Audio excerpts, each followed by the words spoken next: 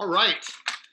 Hey, Mark, welcome and thanks for joining on our only second installment of Leadership in Motion. I actually got to interview Grandmaster Silva as the very first one, and I know that you know him as well. And I'm very honored to have you on with us today.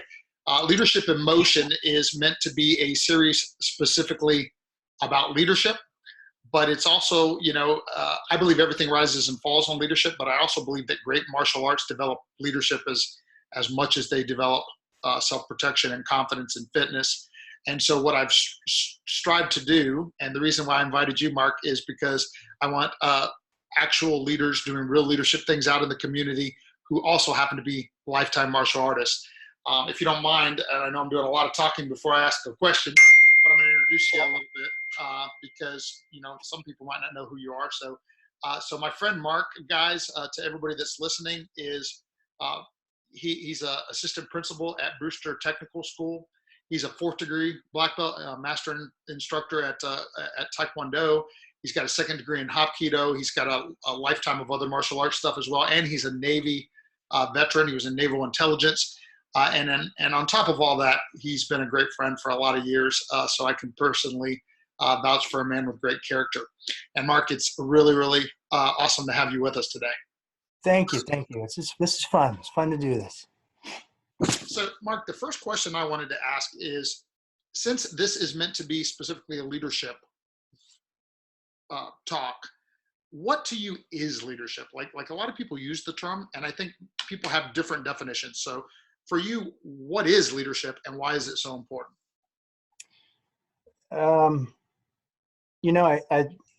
You're right. People, it's one of those words that gets thrown around, I think, sometimes, like the expression, whatever it takes, and maybe I'll find a way to work that into this conversation at some point. But, and there are the off the hip answers, but I know that coming up through the education system, and then moving into leadership in education, I was trying to take stuff that I learned in the martial arts or stuff that I learned in the military, and I say, does this translate? Does this translate into not just the civilian world, but in education? Because whether it's the ranking system in martial arts, or if it's rank in the military where people follow you, especially in the military, they follow you because they have to. In the school system, I kept hearing when I was working on my master's in leadership, the whole thing was about buy-in, that you have to get buy-in from the followers. And I'm like, what do you mean you have to get buy-in? You just tell them this is the goal, this is what we're going to do, this is how we're going to get there. I don't understand this buy-in thing. And my dad was talking about, he was a good friend of ours. He was a retired lieutenant colonel in the Marine Corps. And my father and his colonel, they were in business together, and my dad developed a small team. And my dad looked up to this guy, and I looked up to this guy, and there's much to look up to as a Marine light colonel. But he told my dad, he said, Sam, people followed me in the military because they had to. He's like, people follow you because they want to. I'd much rather be in that. So it kind of floored my dad, because this guy's credentials on paper far outweighed my dad's paper. So in the school district, my whole thing with that buy-in piece was the idea that getting people to follow you because they want to, not because they have to. And so the service piece comes into that, and you hear servant leadership or whatever the new term is at the time. But the whole idea that you need something moved from one side of the building to the other. So you get on the radio and you call the custodians and you have them do it, and you're wearing your tie and you don't want to get out there and get sweaty in your dry clean only outfit and all this. But right out of the gate, we had a situation where, and I didn't realize this until later, a bunch of a teacher's classroom was empty. The stuff's in outside, and it starts raining. And the custodians are running and they're grabbing stuff from raining inside. And I come running back there with a cart, and I start picking boxes up, and they're like, no, what are you doing? And I'm like, the mission is get the stuff inside and out of the rain. So I'm not going to stand here at the radio and I'm in my tie and say, please, sir, put that over there. And you jump in and you do it too. Job done, whatever the job is, you get it done. And they see you do it, and then it lends itself to that. That's what I think servant leadership is. So. Anyway. I think that's awesome. I think you hit on a lot of really, really awesome things there, Mark. And I would start. I would venture to say the only thing I would add is that it's military or education or martial arts or civilian anything, we really want people that want to follow us because they want to follow us, not just Right. because they have to. I think because even in the military, right? Like thinking back to our military time, Mhm. there's a difference between following that guy who does what you just said, who leads by example and gets out there and helps you. And so you really, really give your all because you want to please this man that you respect, and Right. just, hey, three bags full because the guys in authority. Big difference. Mhm. I think you hit on a great point, and I think it's a great lesson for anybody in any environment. The second question I would ask you is we know that the martial arts provides so many amazing benefits, including fitness, focus, self defense, but you and I believe that it also develops leadership skills. That like you and I have spoken off the camera and often over the years Yeah. talked about how we've applied leadership lessons from our martial arts to our lives. And you may have even already started to allude to a little bit on this, but I'd like you maybe to talk to a little bit as far as specific attributes that you feel you've developed through your training that have aided you well in your leadership life. Okay. Um, One is um, definitely uh, y- if you can, because sometimes the dynamic, the work dynamics a little bit different. Sometimes you're not necessarily involved in the selection of your team, but if you have good people, you surround yourself with these good people and let them do their jobs. That's one thing.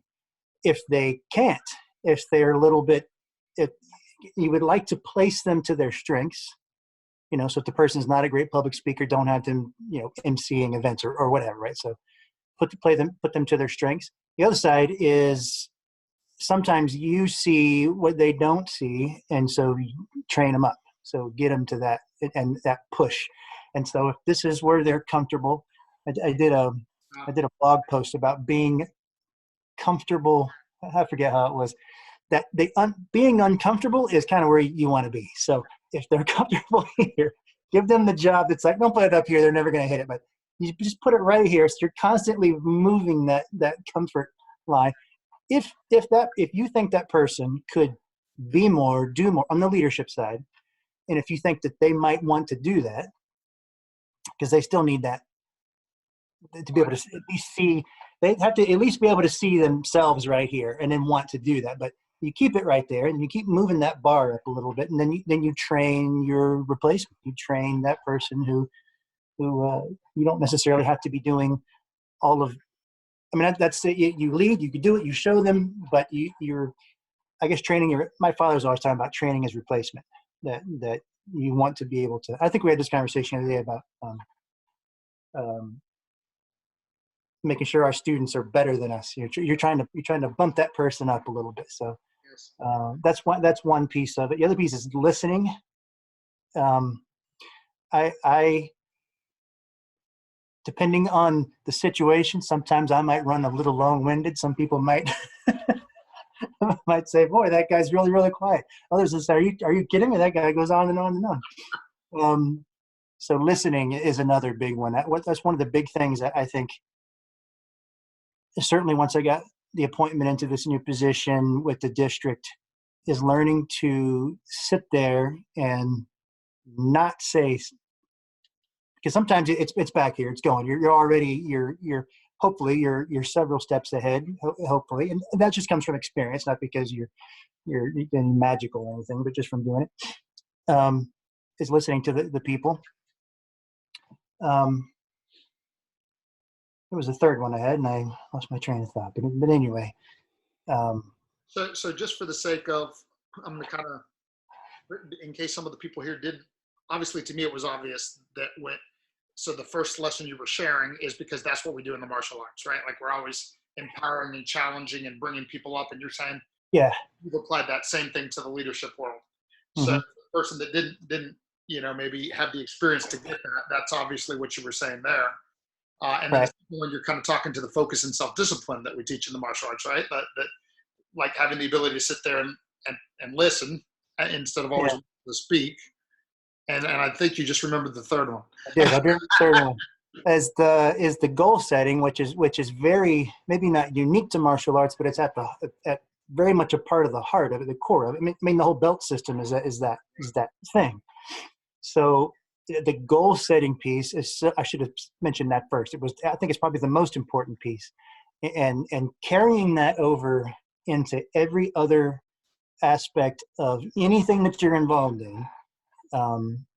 You set that goal, you set the plan, work the plan, because people will set the plan and then go do something else. And of Yes. course, you have the plan until you have a Mike Tyson, you have a plan to get punched in the face. The military, you have a plan until the first shot's fired, but you still have the plan, you still work the plan, you can make adjustments, but you know where your starting point is, you know where your end point is, and whatever that looks like getting there, constantly adjusting that course to get there through a series of goals, a long-term goal, midterm, and I forget which university it was. They did the study about just writing your goals down, and it was like, I don't remember the numbers.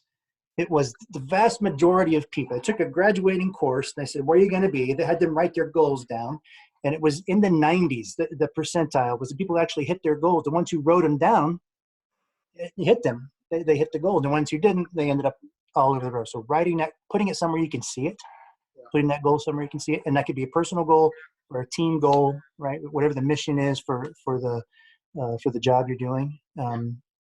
That's the other one. Is the goal setting piece is huge. I love that. And you know what I was thinking about, Mark, when you were talking about that is because you're right, the goal setting is such a huge part of the martial arts and is common to most leadership training. But I think that the one thing that we got that the rest of the leadership world doesn't is the experience. Like I always tell my students when they're beginners, I go, if I showed you the black belt test today, you would get scared and walk out of here, right? And we know it's Yeah. true, right? So Yeah. we have what we get to do with people is take them from a place where they're that person and then actually have them experience the empowerment of doing way more than they ever thought they could do through the process of goal setting. And then, as you said, if you can take that out of the dojo into the world and apply that to your work world, forget about it. That's why you're about to be the principal. Sounds good. Once that piece clicked, once that goal setting piece really clicked, I mean, because we talk about things, you read it in the book or whatever. When it finally in my brain went, there it is. It's like someone turned the lights on. Like I was fumbling around. I was near the light switch, but the room was dark. And then when when it really clicked, the light was on, and I could see, and it just made all that difference. Yeah, and it even relates, right? Like another one of the things that, of course, we know the martial arts develops in people is confidence, right? And that's so closely related to this discussion, right? Like when you talked about the darkness and the light switch, it's like sometimes that's the piece that's missing, the piece that, hey, if I can believe strongly enough that I can do this, which is why I tell my black belts when they finally get their black belt, hey, you're reborn now, because they can take that same experience and apply it to anything with confidence that they can accomplish their goals. Yeah, my natural inclination, my whole life is very shy. Um, not the thought of standing in front of a group of people was I mean physically sick. It'd make you just physically sick. And now, of course, now I make my living, and I have for the last 15 years or so, standing up in front of people, and whether it's a martial arts course or teaching something, or now in front of my peers, other educators, other leaders, and it's not even a thing anymore, But thinking back on it, just maybe 20 years ago, I think it was one of the things that one of my first Korean grandmasters, they really tried to pull that out. I mean, I fought them. I was terrified. But the confidence piece, once that clicks, is such a huge, and it's not like there's a lot of stuff.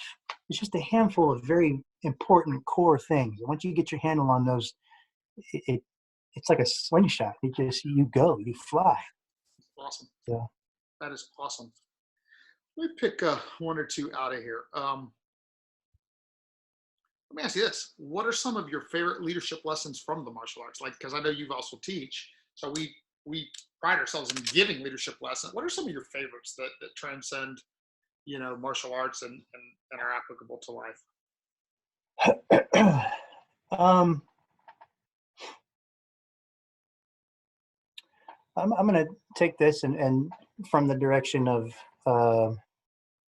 people that I'd studied in the course of martial arts, that whether it was people that I'd met, interacted with face to face, or people reading about, I'm a huge history guys, big history guys. So there are, and if you take the martial piece, the war piece of it, I mean, we're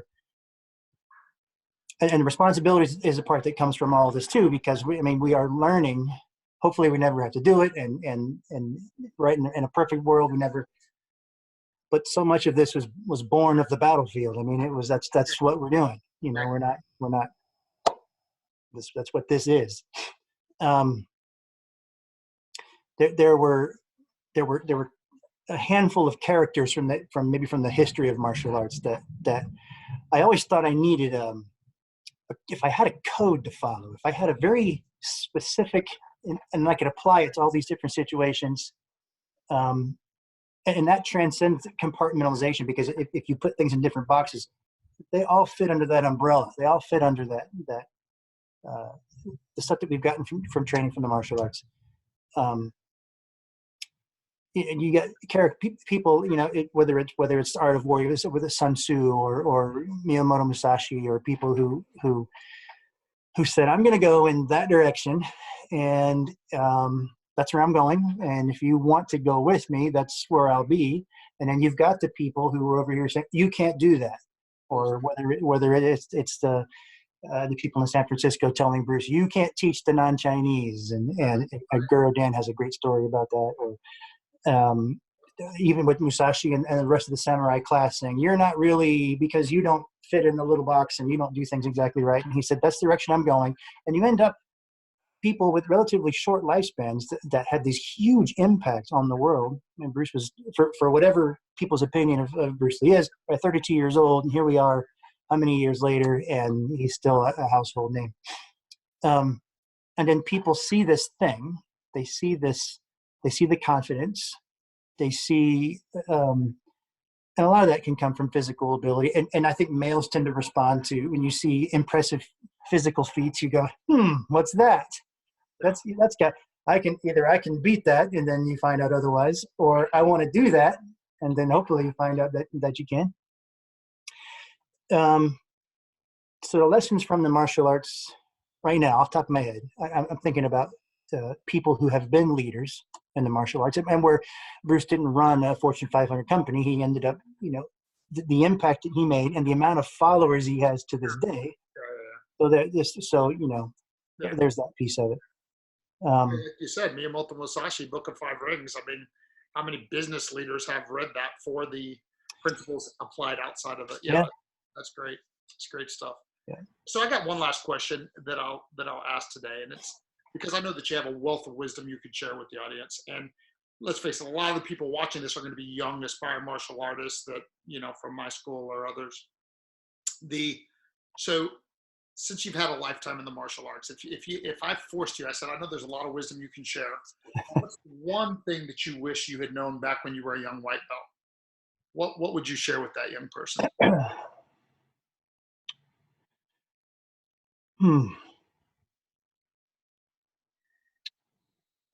Something my dad told me, and I think I've mentioned this to you before, that, and this comes back to the gold piece.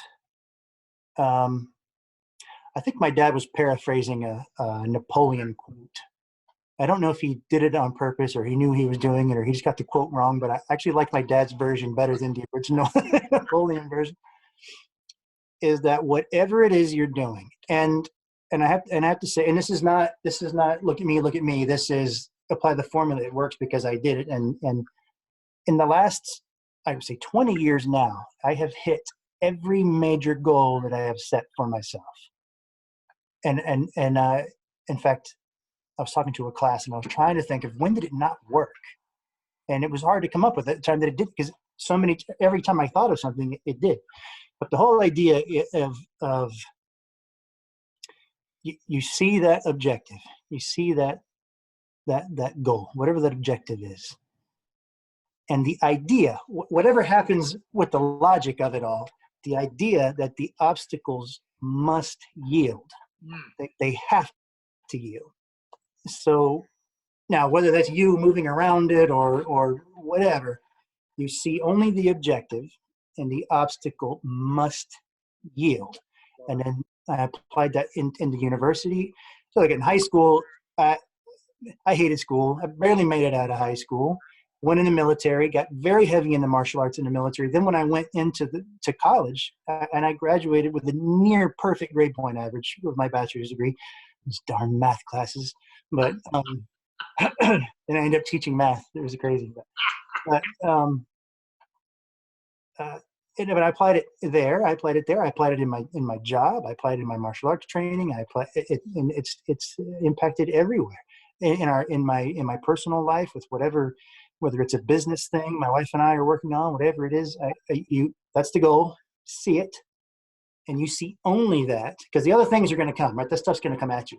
All the reasons why you can't, all the reasons why you shouldn't. Some expert is going to tell you can't. The teacher's going to say you can't, or an expert in that field. Oh, well, in your case, it's da-da-da-da. It does, all of it does not matter. Does not matter, does not matter, does not matter. You see that objective, and those obstacles have to yield. And my dad, that clicked for me in the military. If it hit me earlier, if someone would have told me earlier, I wonder. And I'm very happy. I don't have any regrets about things, but what kind of an impact that would have made if I'd have gotten that piece of information earlier than I did. So that's good stuff. That's good stuff. Mark, anything else that you would like to share before we bid adieu this day? I appreciate this. This was a lot of fun doing this. I hope somebody gets something out of some of it. Awesome. So. I think many people will. I think that even us, this idea came from the fact that we are looking for more creative ways to serve our communities, right? Because we're kind of under a very, very abridged or modified reality right now, right? So I think this is great. I look forward to when we do come back to the world in September Krav Camp, and maybe you'll come join us and get to share some Hapkido with some of the folks again.